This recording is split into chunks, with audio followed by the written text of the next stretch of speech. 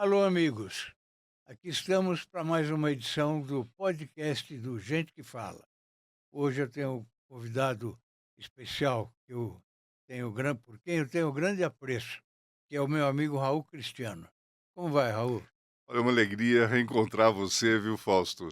Agora aqui no podcast, já convivemos tanto no Gente que Fala, nas Isso outras mesmo. versões, né, na Você é época da freguês do programa, né? olha, mas eu estava com saudade, eu vejo sempre a divulgação do programa, as figuras importantes que passam, eu falei assim: "Puxa vida, um dia ainda eu quero crescer para ir lá no Gente que Fala agora com E, esse formato e seja diferente". bem-vindo, viu? Muito obrigado. Olha, aqui a gente fala para Com Brasil TV, que é o canal 239 da Vivo, TV aberta, canal 8 da Vivo, e 9 da Claro, o Instagram, Facebook e AltV. No YouTube, eu peço que vocês, por favor, se inscrevam e ativem o sininho que aparece lá, tá bem? Raul, você é jornalista, escritor, professor universitário e foi secretário executivo de Estado da Justiça da Cidadania de São Paulo. É isso. Isso. Fora os outros cargos aí que você Ah, já ocupou, passamos, já você estamos tem uma na vida longa já estamos no de sol há muito tempo já, né. serviço público e muito bem muito bem feito para você, muito bem executado, Obrigado, né. Fausto. Vamos falar um pouquinho de você. Vamos lá. Você é santista, nasceu lá? Não, eu sou de Apucarana, no Paraná. Ah, você é paranaense? Paranaense, mas a minha família era de Brotas, no interior de São Sim, Paulo. sim. E aí eles, quando teve o desenvolvimento da colonização do norte do Paraná, a família, meu pai e minha mãe casaram em Brotas e foram para Apucarana. Aí Sei. eu nasci em Apucarana, mas fiquei lá 3 anos, aí voltamos para Brotas, não é, e de Brotas em 71 eu fui para Santos. E nesse 71 para cá, em Santos, eu praticamente me tornei um santista, né. Sim, claro. Até na questão da torcida, né, Sim. porque eu era palmeirense, meu pai é descendente de espanhóis e italianos, né, É. e eu era palmeirense. E aí na Vila Belmiro, onde eu estudava ali Todo no mundo Colégio Primo santista. Ferreira, todo mundo santista, não É, existia um palmeirense lá na época, né. é, E é, aí, imagina, vendo o treino do Pelé em é, 73, é. 74, Não tinha como não deixar de ver, não né. dava, não dava, não tinha jeito. É. E a infância sua, como foi lá? Olha, a infância foi Em Apucarana, né? não, em Apucarana não. Em Não, Apucarana eu vivi 3 anos, né, mas pouco foi mais tempo, em Brotas. Brotas. Eu vivi muito a infância lá, com todas as características. Não tinha ainda essa descoberta, né, que hoje você tem as É. corredeiras, Hoje é tal. tudo diferente, Até né. porque naquela época, frequentar essas corredeiras, na cabeça da minha mãe, da minha avó, era um perigo, né, um perigo de morte, né. É, Então você ficava se afaste do rio Jacaré, não é. é. E aí eu fui para Santos, quando eu fui para Santos eu tinha 13 anos, tô com 67 hoje, e em Santos eu tive eu diria assim que uma infância, um pouco tumultuada, porque eu precisei logo trabalhar. E aí eu fui, patrulheiro na época, que era o aprendiz, jovem aprendiz Sim, hoje, sim. do Círculo de Amigos do Menor Patrulheiro de Santos. E a primeira designação, o primeiro estágio que eu recebi foi trabalhar na biblioteca da Sociedade Humanitária dos Empregados do Comércio de Santos, lá que é tradicional, e fiquei lá por até, Que biblioteca, maravilhoso para você. biblioteca, a convivência com os livros, com a Exatamente. literatura, e aí tem tá toda a essência de eu ter me Da sua tornado formação, da minha né. formação de É, jornalista, escritor, é. etcétera. Que beleza. Você tem filhos? Tenho na verdade, hoje eu tenho 6 filhos, né. 6 filhos? Eu tenho 4 meus naturais, de Sim, 2 casamentos. sim. O primeiro está com 43 anos já, a segunda com 39, aí tenho uma filha de 34 e um Poxa menino vida. de 31. E aí agora, depois do falecimento da minha esposa, eu casei novamente, casei com a Fernanda, e agora tenho os 2 da Fernanda. Então Sim, tem a Camila e o Fernando Fernandes. Então é sim. uma família grande e Família 4 grande. netos, né. Já é vovô. Já sou E com vovô, já plantei 67? árvore, já escrevi livro, tô quase completo, viu, Fausto? Tá certo, tá certo. Olha, vamos falar um pouquinho do picaré. Você é um dos fundadores do picaré. O que é o picaré? Picaré foi um grupo que nasceu em Santos na década de 70, quando eu ainda era aluno da Faculdade de Comunicação lá da Universidade Católica. Era um grupo que reunia artistas, não só poetas, mas escritores, pintores, fotógrafos, chargistas, tal. E esse grupo, fazia teatro, né. Esse grupo ele difundia a literatura como a principal bandeira e rompia com aquilo que era tradicional, né, porque nós éramos autores independentes, nós éramos do movimento da poesia marginal, da poesia, da geração do mimeógrafo. E esse rompimento, ele previa o seguinte: não íamos, utilizar as expressões enlatadas, como dizia o Plínio Marcos, Sim, né, sim. que ele não queria o lixo que vinha da da lá dos Estados Unidos na época, das produções cinematográficas, da música, etcétera. E nós queríamos, uma expressão regional na literatura, ou seja, que marcasse a literatura com um foco na produção e nas expressões regionais caiçaras. E picaré é aquela, rede de arrastão Sei, que sei. antigamente jogavam, olha aí, aqui, que jogavam na praia, né, para puxar os peixes. 40 anos do Picarelli. Esse inclusive lancei um livro em 2022, contando essa história e contextualizando, né, a história da imprensa, marginal de Santos nos anos 70 e 80, né, que foi o período ainda da ditadura. É um livro bem Raul, bacana. quantos livros você já escreveu? Eu tenho 9 livros, 9 9 já. livros. Que Esse foi beleza. escrito foi lançado em 2022. Eu lancei no mesmo ano um livro de poesias, que eu escrevi poesias, durante a pandemia, né, Sim, que é que é uma coletânea de poesias, Quarentena sim, Poética. E agora eu estou concluindo, já estou nos últimos retoques da biografia do poeta, e médico José Martins Fontes, sim, e que deve ser lançado agora no sim. mês de junho. E a sua autobiografia vai sair quando? Olha, eu brinquei com meus filhos que eu vou É, escrever minha autobiografia não autorizada, né, é, pelo menos para sim, causar sim, uma curiosidade sim. geral aí. Mas vai fazer. Vou fazer, Que ainda bom, faço. que bom, que bom. Vai ser com muito humor, viu, vai ser uma biografia bem humorada. Raul, como é que você vê o impacto da poesia marginal na cultura brasileira? Olha, porque, na época ela teve uma influência muito forte na cultura geral, porque ela nasceu e ela foi propagandeada, não é, naquele período da atuação dos hippies, não é, Sei, nos anos 60, sim, do amor livre, não é, do paz sim, e amor, etc. E aqui no Brasil nós tínhamos a ditadura militar, e nesse período da ditadura militar, era uma forma de você protestar sim, através da escrita. sim, E também, e como eram grupos e eram poetas que ficavam à margem do sistema, não é marginal porque eles eram bandidos, não. Eram marginais porque ficavam à margem do sistema editorial. Então as editoras não se interessavam pela publicação, sim. desse material. Então, nós nos caracterizávamos assim. E isso, não aconteceu só na literatura, aconteceu também na música, aconteceu no teatro. Então você tem várias, expressões artísticas, né, que se enquadram aí nesse período das artes Você brasileiras. falou aí mimeógrafo, né? Vamos explicar para os mais novos o que era o mimeógrafo. Olha, e É, tinha o mimeógrafo, é, eu usei o mimeógrafo a álcool. O sim, mimeógrafo era aquela folha, não é, que é, você, isso, datilografava e você escrevia na máquina de escrever. isso mesmo, é, Datilografava, depois você tirava, como se fosse, assim, uma capa daquilo, colocava numa impressora de é isso mesa, mesmo.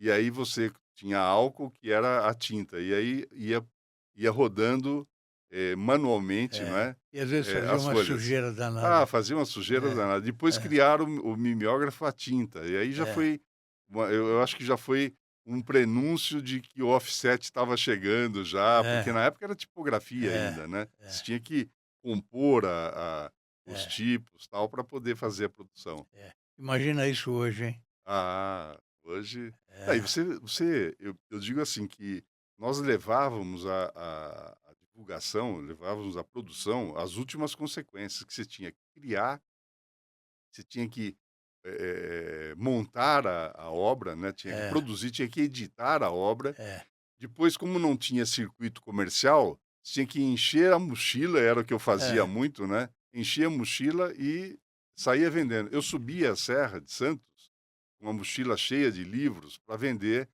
nas portas de bares e cafés do Bexiga, nas portas de teatro, do Teatro Municipal, é. aqui de São Paulo. Então, muitas vezes eu convivia até com uma figura que era mais expressiva, vendia Sim, mais, que sim, era o Plínio Marcos, né? sim, sim, Porque o Plínio nunca perdeu essa militância dele, esse lado combativo sim, dele, né? Então ele, é, embora ele já fosse editado por algumas editoras, ele ainda vendia os livros dele de mão em mão. Então é. era uma atitude, Eu na me verdade lembro era uma disso, atitude. você me faz lembrar do Alexandre Cadunc, que também fez isso durante um bom tempo. São Paulo Ele tem muitos. vendia, ele entrava nos bares, nos restaurantes, se apresentava e vendia o livro. E às vezes a gente É. declamava, Ele foi diretor era da muita Bandeirantes coragem. de jornalismo, né, o É, Cadunc. bacana. É. Política. O primeiro partido seu foi o MDB, que MDB, era a época da ditadura. época da ditadura, foi em 76, eu tinha 18 anos, foi quando eu me filiei a primeira vez a um partido, né, Sim, lá em Santos. Mas eu não era um militante, muito aguerrido lá na vida partidária, eu tinha uma atuação mais na área cultural mesmo, eu tinha uma atividade forte, eu atuava no tempo de ensino do segundo grau, eu atuava como, presidente do centro cívico, né, que é, eram as organizações estudantis da época, agora são os grêmios livres, né, mas depois no diretório acadêmico, que são os centros acadêmicos na faculdade, no Centro dos Estudantes de Santos, que é tradicional, aliás, é a entidade estudantil mais antiga do país, né, então eu atuava, nessa área. E paralelamente filiado ao partido, porque naquela ocasião todo progressista era, filiado ao MDB, porque você tinha só MDB e Arena, né. é. E o Embora na Arena houvesse, eh, inúmeras figuras, não é, que também tinham um posicionamento progressista, mas por alguma, condição eles estavam lá na na Arena, né. arena. É, É, e o MDB era muito pressionado muito pelos pressionado. militares na época, Muito, né. muito. É. E depois disso, quando eu entrei na faculdade, né, e, eu comecei a participar dos movimentos que originaram o PT. Então eu tive uma presença nas articulações bem, longe do centro do poder, que era aqui no ABC, com Lula, com todas as lideranças do PT, não é? Mas eu participei dos movimentos lá em Santos, não é? Até que num dia, num debate, interno entre o grupo, eu acabei rompendo com eles e anos mais tarde eu fui me filiar ao PMDB. Então daí Sim. eu fiquei um período sem partido e me filiei ao PMDB. Mas você se considera uma pessoa de centro? Me considero uma pessoa de centro-esquerda. Centro-esquerda. Centro-esquerda.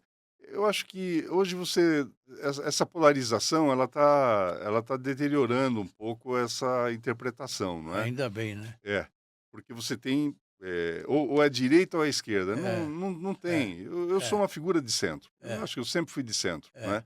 é. E eu digo que centro-esquerda, porque como eu sempre participei de partidos progressistas, não é, Sim, que tinham essa linha, né, por um sim, projeto nacional, uma sim, busca, da social-democracia, eu sou uma mistura de social-democrata com socialista democrático, né, sim, sim. mas muito mais, social-democrata do que propriamente socialista.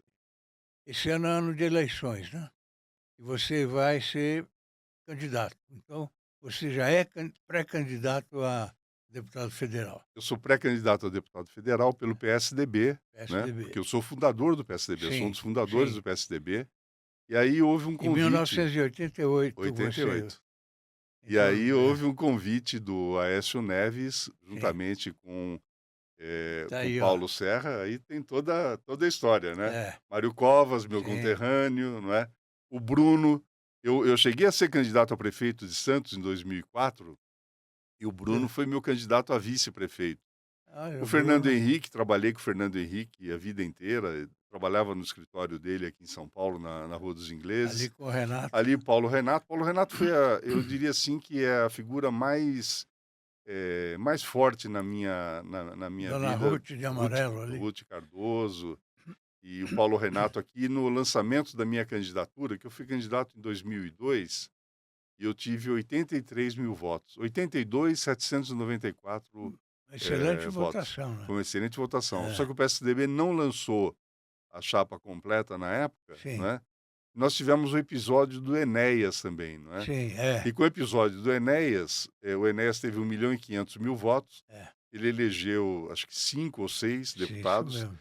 e se ele tivesse um sétimo deputado, ele teria, mesmo que ele tivesse tido um voto, ele se elegeria, porque o último dele teve 242 votos.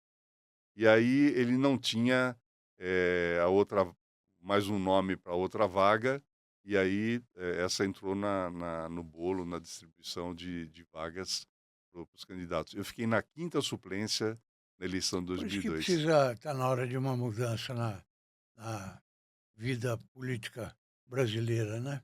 Porque de repente aparece uma pessoa, como você está dizendo aí, o Enéas, que era um médico, era uma pessoa, eh, de muita, eh, visibilidade na Sim, televisão e sim. tal.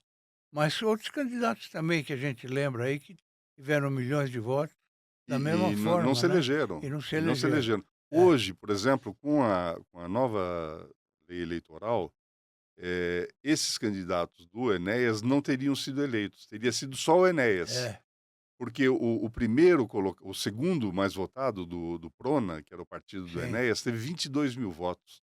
E aí ele foi, 7.000, 2.000, até 272 votos, 242 votos, eleito. eleito. Se a legislação fosse a em vigor hoje, que, tem uma linha de corte de 10% do quociente eleitoral, o quociente é calculado em 300.000 votos. Então, teria que ter no mínimo 30.000 votos, para você ter acesso a sobras de votos Sim, da legenda. Se a legislação de hoje fosse válida em 2002, eu teria sido, eleito. eleito deputado É, federal em 2002. mas vai chegar a sua hora.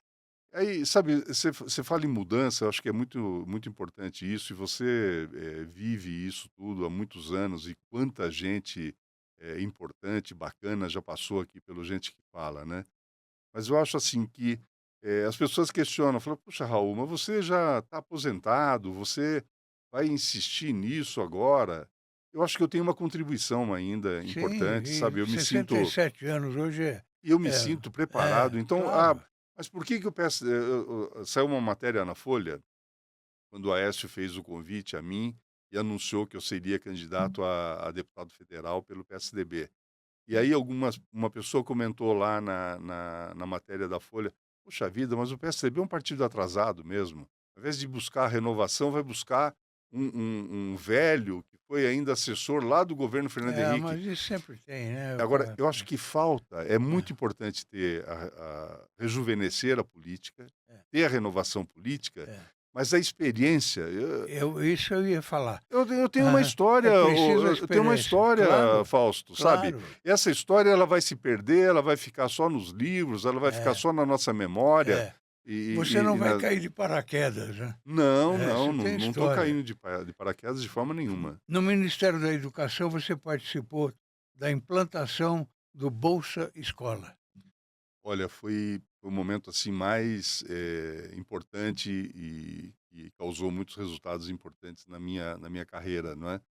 Eu fui Ali o assessor do Paulo ministro Paulo Renato, Renato, eu fui assessor direto do Paulo Renato, desde o início esse do foi uma governo. figura incrível, né. Incrível. Não, e foi ministro, É, o ministro mais longevo da história do Brasil. Ele só perdeu para o Gustavo Capanema, da sim, era Vargas, né, que ficou, se eu não me engano, 10 ou 12 anos. Mas o Paulo é. Renato foi ministro durante 8 anos e realizou mudanças estruturais na educação. A questão da universalização do ensino fundamental, do acesso de toda criança de 7 a 14 anos na escola, aconteceu com ele. A melhoria da merenda, a melhoria do livro didático, os parâmetros curriculares nacionais, os exames e as avaliações. O Enem foi criado por ele, o antigo Provão foi criado por ele, a ampliação do número de vagas no ensino técnico foi iniciativa dele. Daí, no final do governo, chegou em 2001, o Paulo Renato precisava de alguém que pudesse ter uma interlocução com todos aqueles prefeitos que a gente tinha convivido durante 6 anos já, no governo Fernando Henrique. E aí eu fui diretor nacional de articulação para implantar o programa Bolsa Escola, então, no país. Então eu andei esse país afora e a Bolsa Escola, ela é a semente, não é, que Do foi Bolsa lançada pelo Paulo Família. Renato e pela Ruth Cardoso, do Bolsa Família Bolsa e de todos os Família. programas Exatamente, de proteção social que nós temos aí. exatamente. É um orgulho, eu tenho muito orgulho Como é que você dessa vê o história e dessas PSDB realizações. hoje, Raul? Olha, o PSDB, ele teve erros, né. Ele começou, ele começou em 88, mas ele foi muito cedo para a presidência da república, né. Ele era um partido de quadros, tinham nomes, assim, super qualificados, Sim, né, na sim, história do Brasil. Franco sim, Montoro, sim, Mário Covas, sim. Fernando Henrique Nomes muito Cardoso, fortes. José Richa, Sim. não é, Afonso Arinos É, era do PSDB, é. Pompeu de Souza, lá É, de Brasília, Teotônio Vilela, o filho, né, o Teotônio Vilela já tinha sim, falecido sim. já em 1983. Então o partido foi cedo e elegeu o presidente da república com plano real, né, e reelegeu o Fernando Henrique. O Fernando Henrique venceu as 2 eleições no primeiro turno, então era um governo aprovado.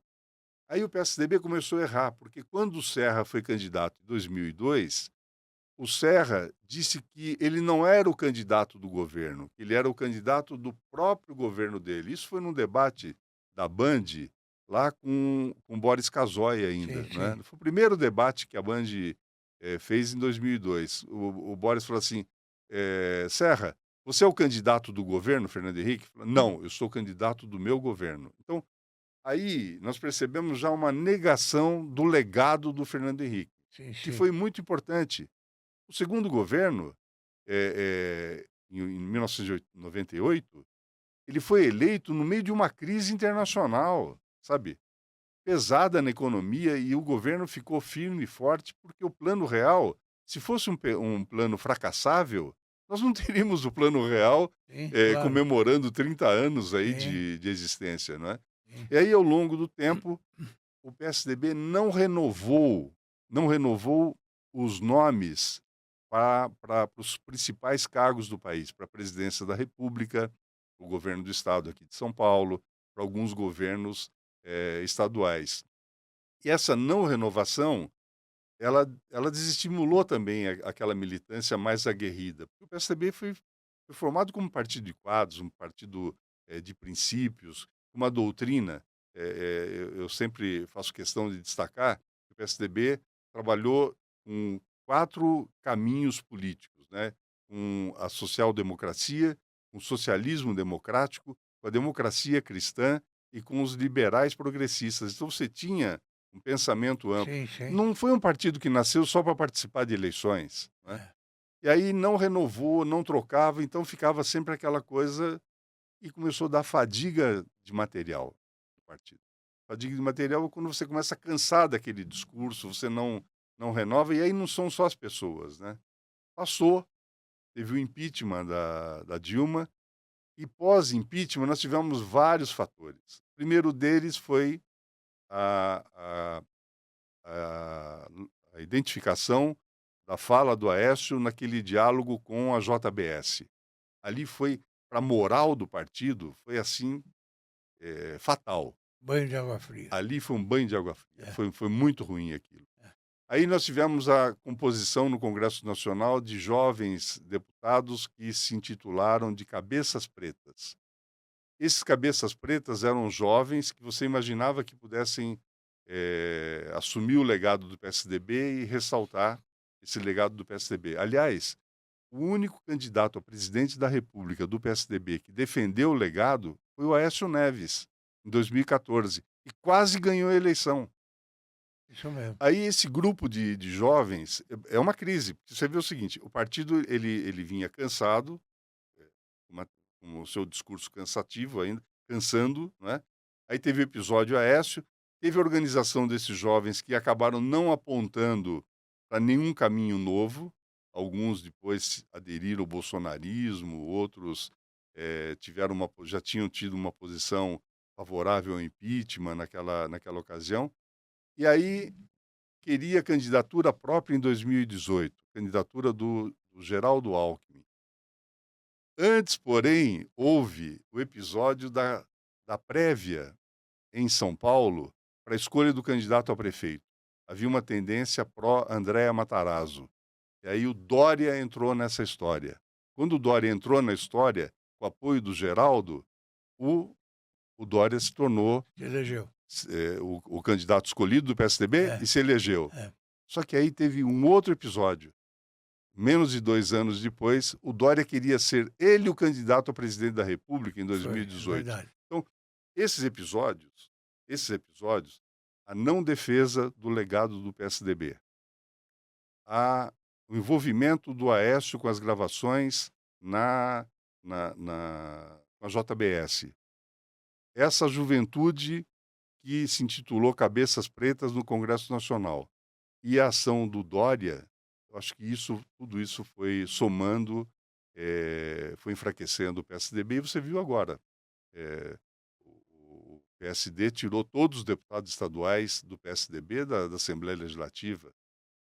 Agora o Aécio está fazendo um trabalho muito importante, viu, Fausto? Sim. Porque ele conseguiu sair de 13 deputados da federação para 20 deputados.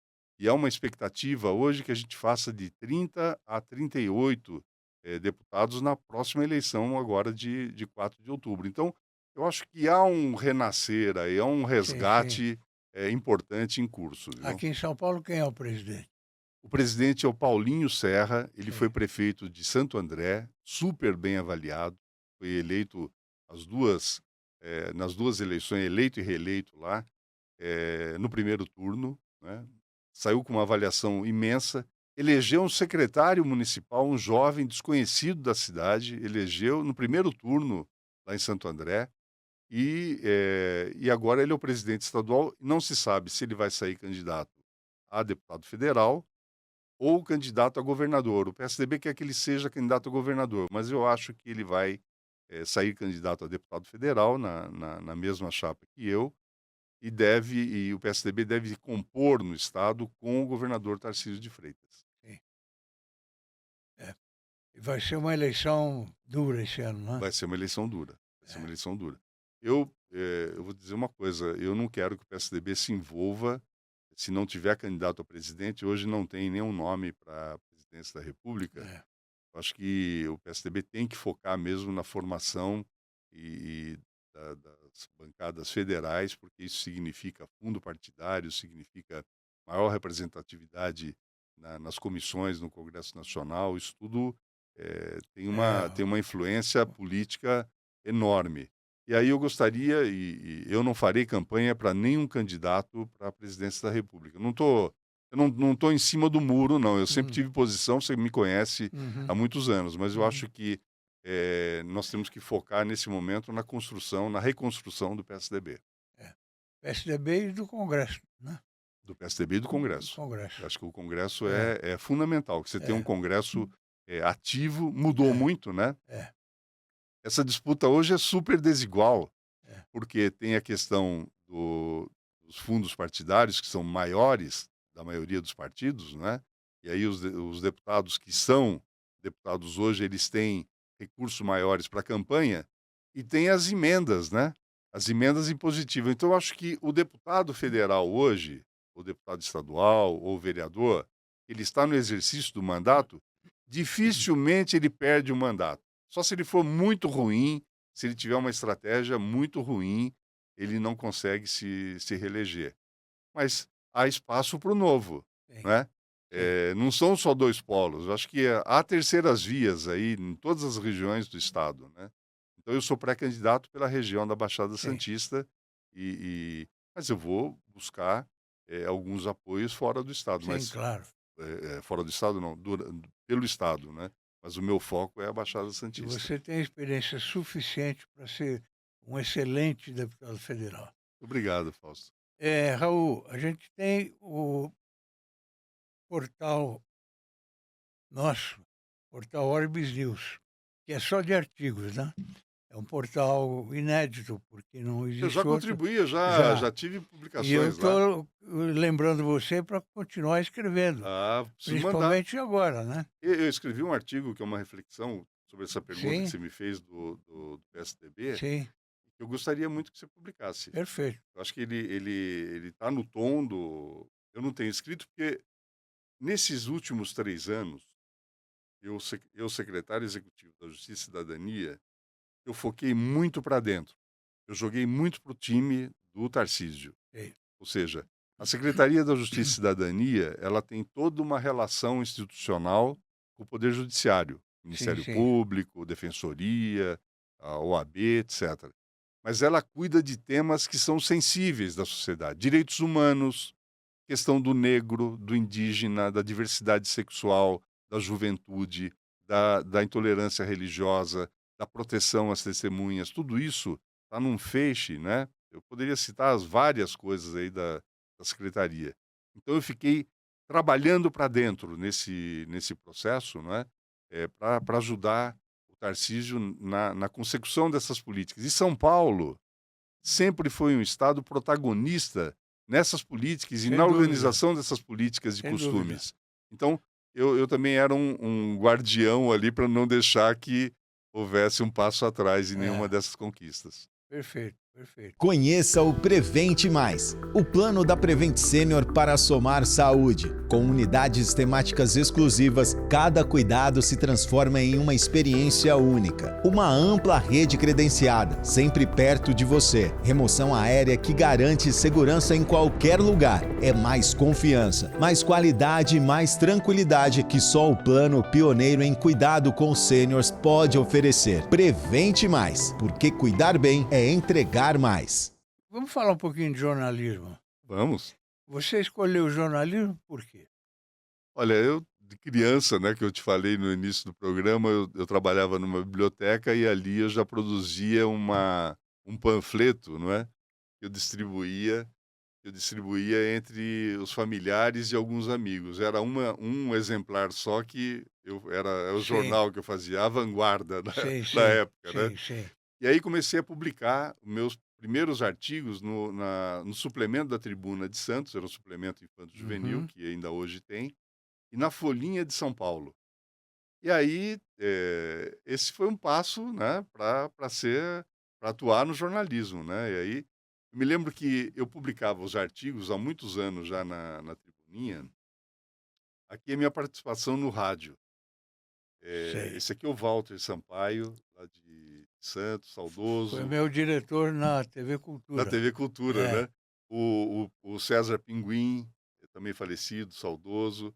Esse aqui era um sindicalista lá de Santos, do Porto. E aqui num programa de madrugada, eles estavam no ar e eu descendo a serra, era quase meia-noite. Eles atravessavam a madrugada falando, era um programa de samba. E aí eles me ligaram, falaram assim: Raul, desculpa o horário, onde é que você está? Eu falei: estou descendo a serra. Eu falei: então vem aqui para o estúdio.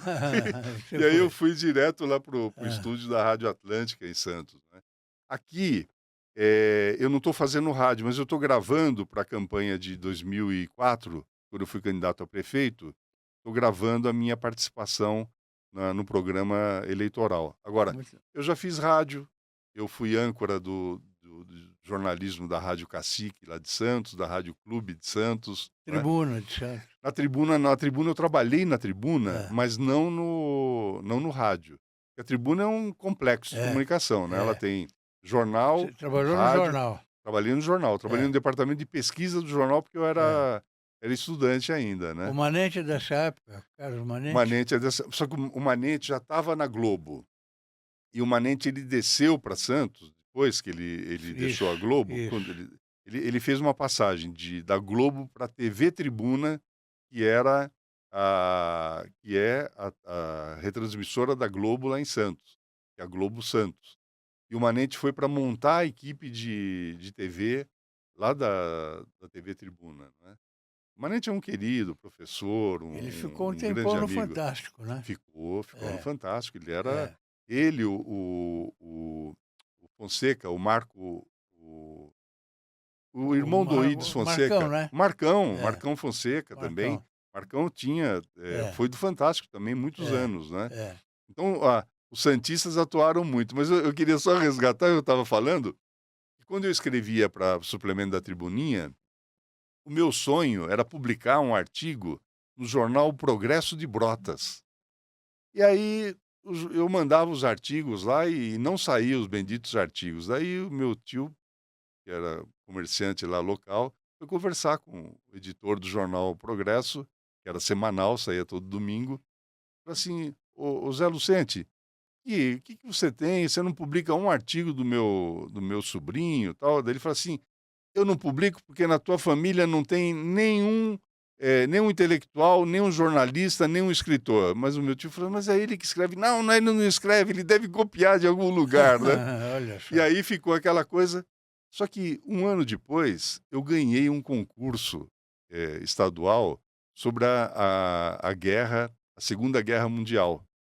E aí teve uma repercussão enorme nos jornais e aí ele começou, a partir daí ele falou assim: Começou a "Traga o publicar. teu sobrinho aqui." E a É, partir daí nos tornamos você teve que amigos. provar, né? Tive que provar que eu era É, jornalista. Não é, é, é, pesquisa. Hoje tem um bocado de gente que é, não é jornalista e é, publica e acha que já é jornalista, é. né, Fausto? O jornalismo hoje anda um pouquinho devagar, na minha opinião. É, tá mesmo, viu? Você também participou de sindicato de jornalistas, Sim, lá de Santos? lá de Santos. Sim. Quando eu fazia rádio, como a maioria dos jornalistas estava vinculado ao jornal Cidade de Santos ou à Tribuna, né, havia sempre uma disputa de jornalistas dos 2 jornais. E o pessoal tinha uma dúvida, achando que os nossos colegas que trabalhavam nos jornais, eles eram comprometidos e tinham medo de perder o emprego, então não representavam a classe direito, né. E aí eu trabalhava no rádio, e aí eu fui eleito, presidente porque na época era delegacia seccional do Sindicato de Jornalistas. Sei, sei. E a delegacia lá de Santos tinha sede própria, era um sindicato mesmo, né. E aí eu fui, presidir o sindicato lá de 94 e 95. Daí eu tive que sair para ir para o governo Fernando Henrique, né. Sim, Mas eu atuei sim. no sindicalismo lá. Que bom. Eh, Como é que você avalia a evolução do jornalismo brasileiro? Olha, eu ainda tenho assinatura de jornais impressos ainda, pessoais, eu recebo jornais e, por exemplo, o Estadão eu recebo sábado e domingo, a Tribuna de Santos diariamente. Agora eu também assino a versão digital deles, né, do Estadão, da Folha, da Tribuna e do Globo. São os jornais Acompanha. que norteia, assim, meu É. pensamento. O jornalismo é necessário, sabe. Quando você tem uma fake news, eu nunca publiquei uma fake news.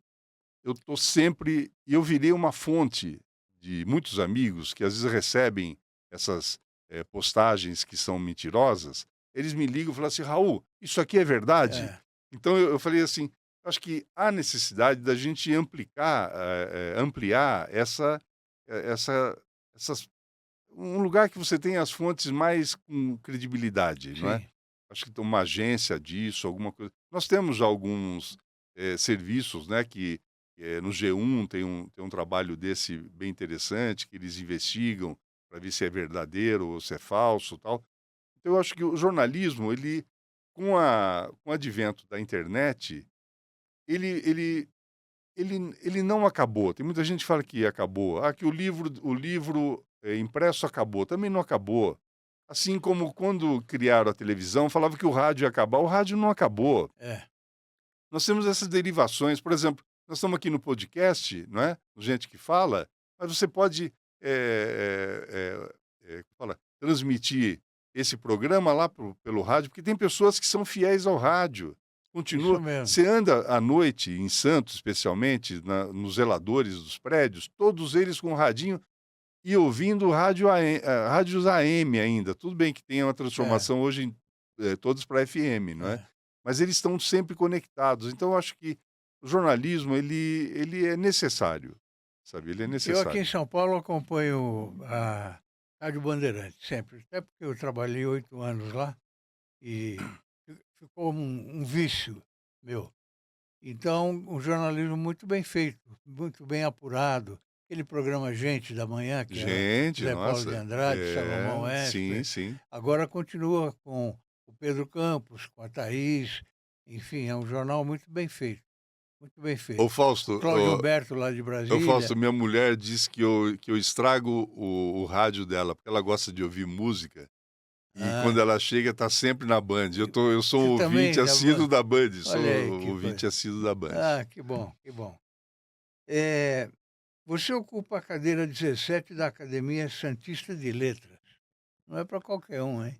Esse foi um Ah, coroamento, né, ah, desde 2007, eu tô na Academia Santista de olha aí. Letras, aqui com toda a minha família aqui, ó. Esse aqui é o meu caçula, é o Bernardo, Sim, a da ponta é a Ana Vitória, que tem sim, 34, a Ana sim, Luísa, que tem 39, e aqui a minha saudosa, companheira Thelma, né. E sim. aqui a presidente da academia na época. Academia é uma forma de você, conviver com os escritores e há um respeito maior também pela divulgação e difusão da literatura, não é. A academia é muito antiga, ela vai fazer 70 anos esse ano, e então há muitas comemorações aí desenhadas E faz para tempo que o ela mês de se junho. foi? Foi a Thelminha Você- foi em 2018, 2018. 2018, foi em maio de 2018, É, foi bem recente. é recente. Muito bem. Tristezas da vida, né, Você, a gente a gente tem tem, eu tenho tem a também, situação, né? eu Que você sei eu sabe, né? sei muito bem, É, a gente tem e eu não que queria ter tua dor, seguir em viu. frente. É isso aí, É, eu não quero sentir tua dor. é, obrigado. Você é autor de diversos livros, né? São quantos livros? 9, 8?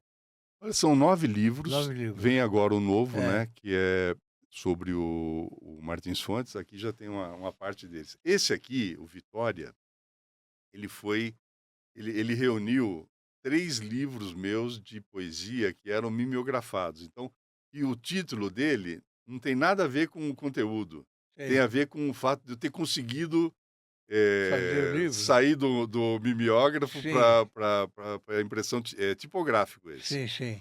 Esse Enxoval para Beber são epigramas, são poeminhas curtos. Essa produção independente na literatura, catálogo para o movimento, os meus amigos na época, nos anos 70, os escritores, tal, falavam assim: "Puxa, Raul, você tem uma correspondência tão grande", que eu me correspondia com Drummond, com Jorge Amado, com Moacir Scliar, com todo mundo e também com todos os autores independentes que você tem a notícia dos anos 70 até começo de 80. Eu falei: "Pô, como é que você consegue o endereço deles?". Aí eu publiquei esse texto falando da produção independente, esse livro, e coloquei um catálogo com os endereços dos autores. Então todo mundo teve eu publiquei a minha agenda, na verdade, Você né. sempre teve uma queda pela poesia, né? Sempre tive uma queda pela É. poesia. Esse livro aqui é o livro sobre a história do PSDB. Aliás, é o único livro que trata da história do PSDB na visão do militante. Então é um texto escrito na primeira Quem pessoa. está nos vendo e assistindo pode adquirir esses livros Pode aí adquirir, pode onde? adquirir. Não tem todos Sim, ainda. Eu acho que na estante virtual você pode sim. você pode procurar, eh, pela pelo serviço como é que fala? Sebo, né, Sim, sebo virtual. Acho que sim. tem sempre tem, quase todos eles estão lá. Sei, sei. Mas o De Volta ao Começo, você consegue ainda, achar.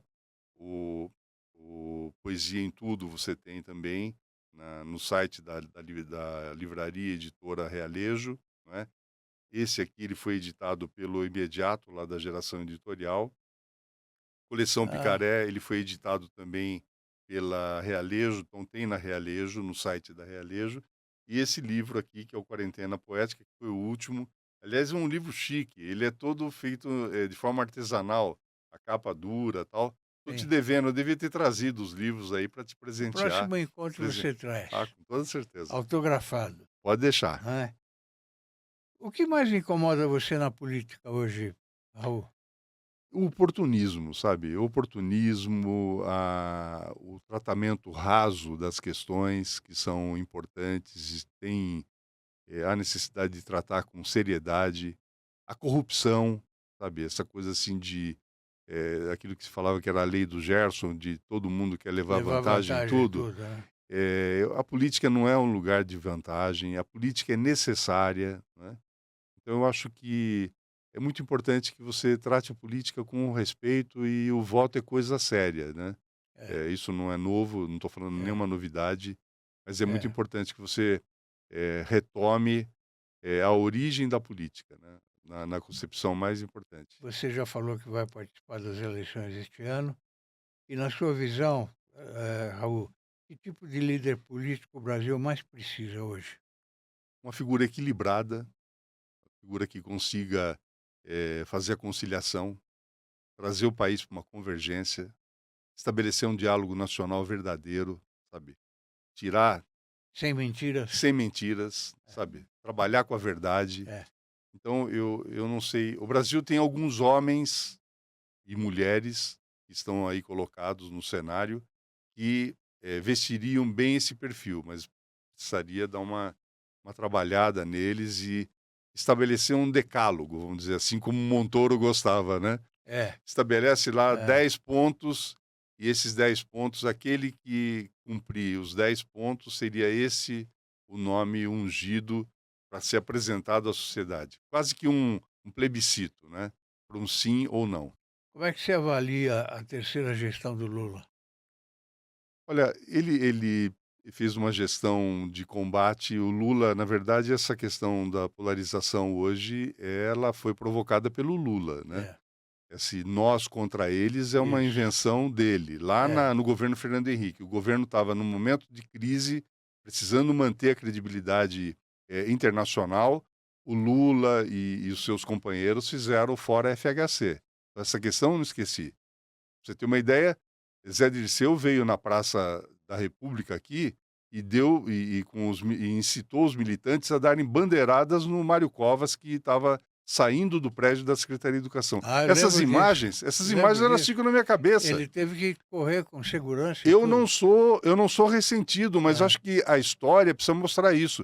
E o que foi feito já de bom, não é, não foi feito na década de 40, né. "Ah, no meu tempo", no meu tempo era uma outra história. O pessoal fala assim: "Ah, no meu tempo a escola pública era a melhor do mundo". Pô, mas era uma escola pública que não tinha nem 50% das crianças em idade escolar na escola. A maioria ficava fora da escola, é. sabe. Você tem que trabalhar, todas essas questões. Então o Lula, ele pegou um governo que veio de uma polarização, ele e o Bolsonaro, né. Eu achei que nessa crise com o Trump, eu achei que se o Trump mantivesse esse discurso radical dele, que faz com as nações, taxando e sobretaxando os países, etc., a pretexto de estar defendendo os interesses do povo americano, achei que naquele momento foi o teste de fogo do Lula. E eu acho que o governo Lula ali saiu muito bem. Raul, como é que você analisa o Geraldo Alckmin, que agora é vice-presidente do Lula, que você acabou de falar? Olha, o Geraldo Alckmin, ele é um político, né, que sempre teve um perfil conciliador. Ele ficou bastante desgastado com a eleição de 2018, quando ele teve uma participação pífia, né, É, teve 4% dos votos, foi isso. a pior participação do PSDB na história da disputa eleitoral. Sim. Agora ele sempre foi um estadista, do ponto de vista de buscar, o diálogo e de construir pontes, não é. Eu acho que o Alckmin tem, essa característica de construir pontes. Assim, ele foi o conciliador que o Mário Covas trouxe para perto dele para ser o vice dele, não é. E aí eu acho que o Alckmin viu e o Lula também viu a oportunidade de ter do lado, lado a lado, com uma figura que repetisse um pouco aquela gestão Lula-José de Alencar, Sim, né, que foram os 2 foi a primeiros mandatos primeira, do né? Lula, foi os 2 primeiros mandatos É, foi o José de é, Alencar. exatamente. Assim como o Fernando Henrique teve o seu Marco Maciel. Nos 2 governos, uma figura de respeito, que mantinha, o respeito, a autoridade, do governo. Então acho que o Alckmin acabou, eh, por ser por ser político, por não trabalhar com ódio, né, o Alckmin não tem nenhuma história de ódio Não, não do tem, Alckmin. não mesmo. Ele foi um adversário do Lula muito forte na história, só que, aí ele pensou no Brasil. E pensando no Brasil, a escolha dele, podendo ser o vice-presidente da República e podendo, de alguma forma, contribuir para o Brasil, ele fez essa composição. Eu não, de forma nenhuma, eu demonizo o Alckmin por ter Eu assumido essa e atitude. eu até acho também que ele, lá no governo, ele, provocou uma estabilidade, né, ele é bom para isso, Muito bom. muito de diálogo e Sim, sim. etcétera, né. É. Eh, Você é favorável à escala 6 por 1? Olha, eu acho que isso precisa ser discutido, sabe? Não é uma questão só sindical e tratar isso só com os trabalhadores. Os empresários precisam ser ouvidos também. Eu acho que há necessidade de ter um diálogo, não é? Porque a não ser que você diminua, se você não diminuir a carga tributária, as obrigações que o empresariado tem, não vai ter emprego. Aí não vai ter escala 6 por 1, porque não vai ter empregados. Exatamente. Sabe, então eu acho que não é uma coisa simples de você ir reduzindo, reduzindo, reduzindo a escala, não é? Ou aumentando a carga de trabalho, se você não tiver um diálogo entre as partes, É, sabe? Todo mundo tem que ser envolvido. Então é, esse debate ainda está verde é, na sociedade, porque não é uma questão sindical.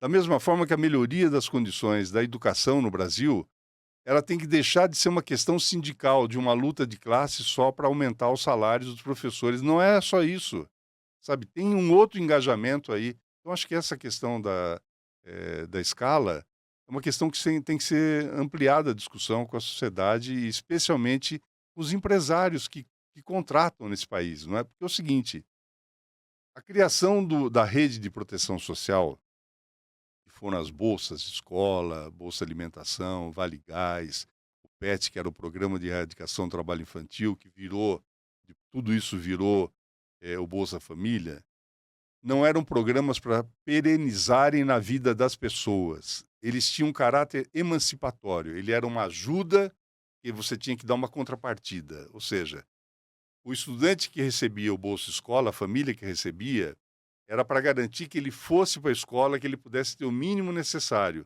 mas que ele não ficasse dependente disso para o resto da vida, sabe? Aquela história de dar o peixe, mas ensina a pescar, claro, claro, sabe? claro. E aí o que está acontecendo é que, e aí vem na questão da escala, né? Vem que as pessoas hoje não querem se formalizar mais no trabalho, para não perder a Bolsa Família. Isso é um grande erro. Claro. Sabe? Então, o caráter emancipatório que era defendido pela doutora Ruth Cardoso se perdeu. E isso enfraquece os programas e vira uma questão eleitoreira, sabe? Parece que é apenas uma moeda É para ganhar política para eleição, ganhar a né? eleição. É E para não é para ganhar. ganhar a eleição. É. É para ter a sociedade com a renda estabilizada, uma renda equilibrada, por um momento, né? Maioridade penal, qual é a sua opinião? Olha, eu acho que você tem hoje instrumentos de atuação das entidades que cuidam, como a Fundação Casa, que cuidam dos menores, dos adolescentes e jovens, não é? Eu creio que tem que ter regras para todos eles, e não é o fato de você ser menor de 18 anos ou menor de 16 que vai alterar isso. Eu acho que você tem que manter a maioridade nos 18 anos. Eu sou contra, só para penalizar, o que nós temos que mudar é o Estado, é o papel do Estado, é o atendimento do Estado com políticas que sejam menos desiguais para as pessoas, sabe?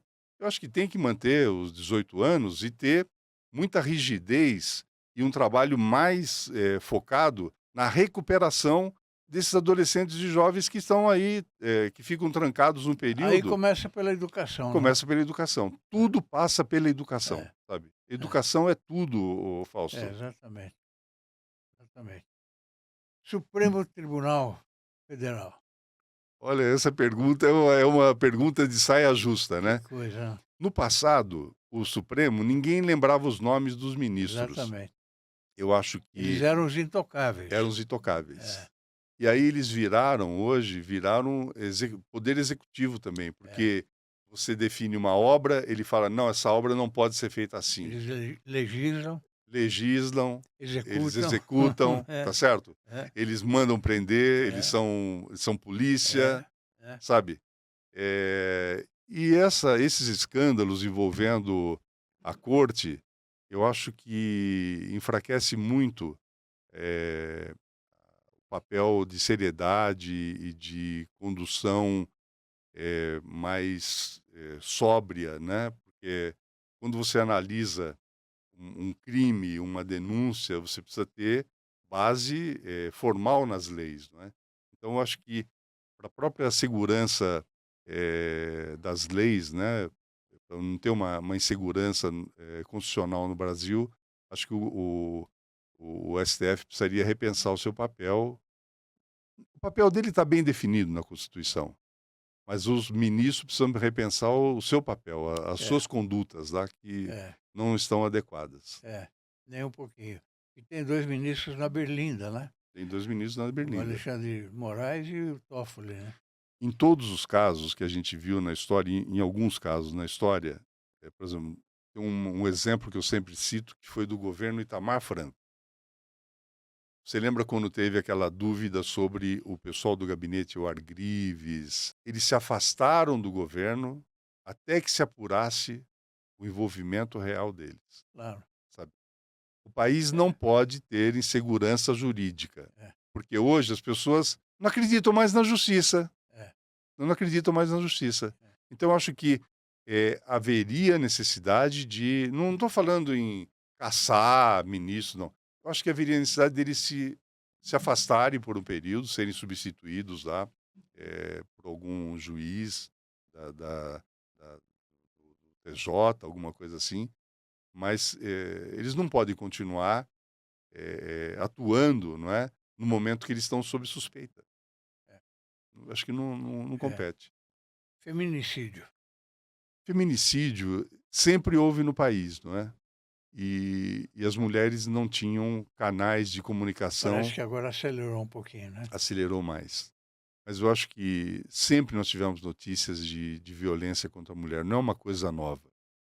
Talvez a emancipação da mulher para atividades de competição, competitivas no mercado, etc., tenha deixado alguns homens, né, numa posição de se sentir inferiores, achando que eles podem manter a autoridade em casa, que era mantida antes, com salário maior, etc., manter a autoridade matando, batendo nela, causando mal às mulheres. Então, eu sou contra. Eu acho que os homens deviam pensar o seu papel e entender que a mulher ela pode ser o que ela quiser e onde ela quiser.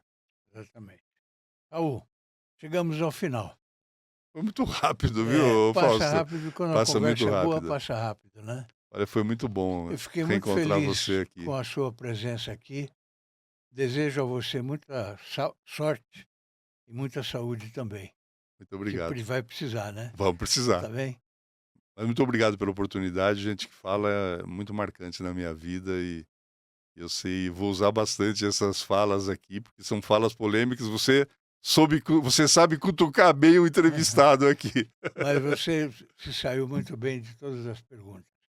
Ao amigo espectador, então, terminamos e espero vocês na próxima edição do nosso podcast do Gente que Fala. Até breve e fiquem com Deus.